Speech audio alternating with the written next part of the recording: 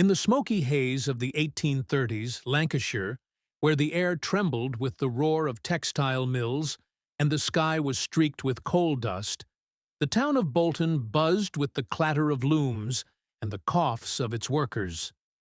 Narrow streets wound between brick factories, their chimneys belching black clouds, the ground slick with grime from the endless labor.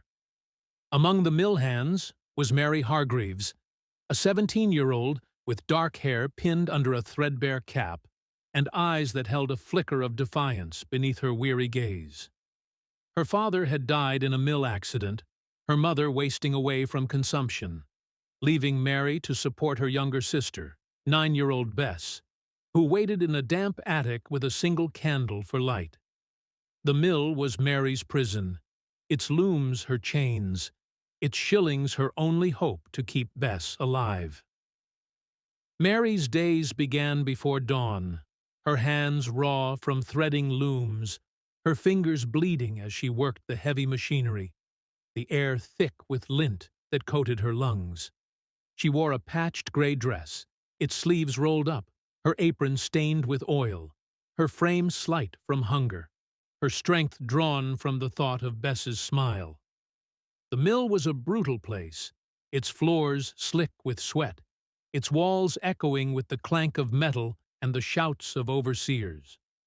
The head overseer, Thomas Rigby, a man of 40 with a scarred face and a voice like gravel, ruled the floor with an iron fist, his eyes lingering on Mary from her first week, his smirk a warning she couldn't ignore.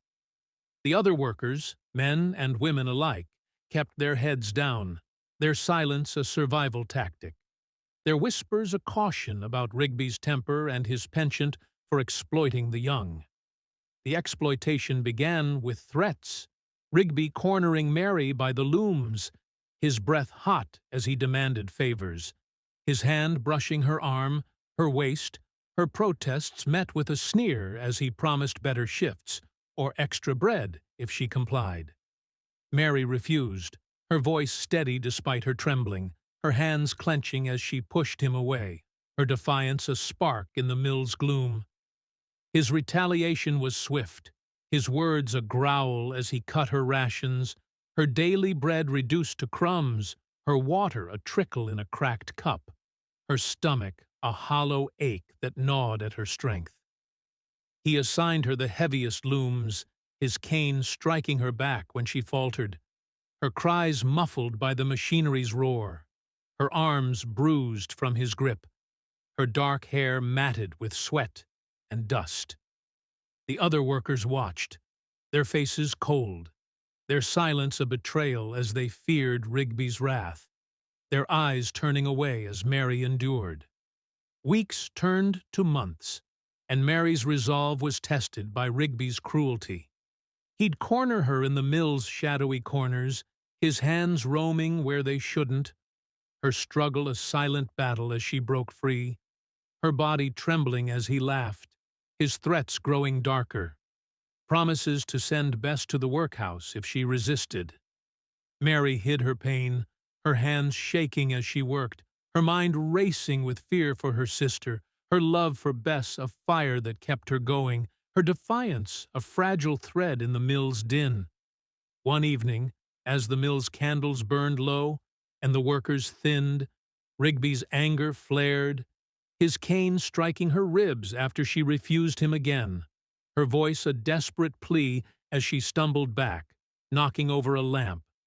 The flame caught the lint-strewn floor, the fire spreading fast, its heat a roar that swallowed the room, the looms creaking as they burned. Mary tried to flee, her dress singed, her arms raised against the smoke, her cries lost in the chaos as the mill filled with flames.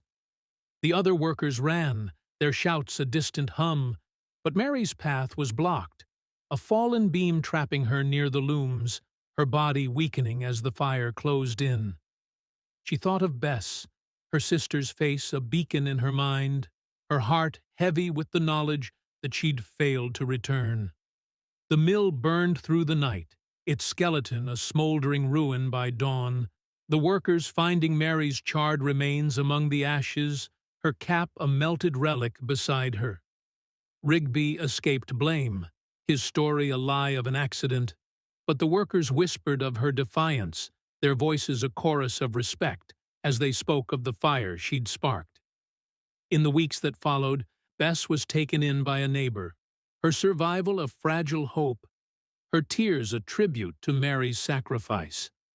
The mill stood as a charred monument, its walls echoing with the memory of that night, the workers carving Mary's name into a beam as a warning to Rigby. Whispers grew of a girl's shadow seen in the mill's ruins, her silhouette flickering among the ashes on moonless nights, her eyes hollow with resolve, a silent guardian of those who toiled. In the 1830s, Lancashire, a weaver like Mary was a shadow, her life a battle against the mill's cruelty, her story a lament that lingered in the smoke, a warning to the powerful, a light that refused to fade.